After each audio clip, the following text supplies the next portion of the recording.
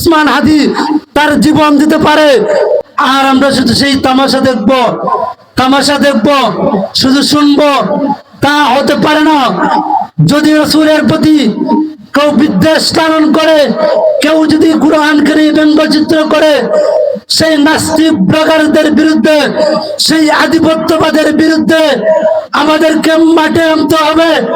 আধিপত্যবাদের বিরুদ্ধে আমাদেরকে সংগ্রাম করতে হবে।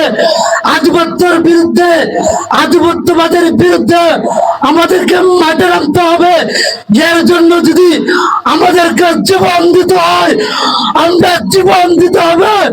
এর জন্য যদি আমাদেরকে রক্ত দিতে হয়, আমরা রক্ত দিব।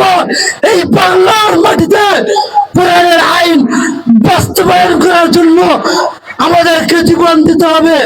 যদি এই বাংলার মাটিতে ইনসাফ কায়েম করার জন্য যদি উসমান হাদি তার জীবন দিতে পারে, ইনসাফ কায়েমের জন্য যদি হাদি যদি জীবন দিতে পারে, আমরা কোরআনের আইন এই বাংলার মাটিতে, এই বাংলার মস্তদে বাস্তবায়ন করার জন্য আমরা শুধু একটা জীবন নয়, 1000 জীবন দেব।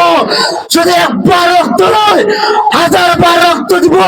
যদি এক ফোঁটা রক্ত নয়, সাহস পরিমাণ রক্ত দেওয়ার জন্য আমরা সব আমরা পাড়াকোটের প্রান্তরে ছুটে যাবো, ঠিক কিনা?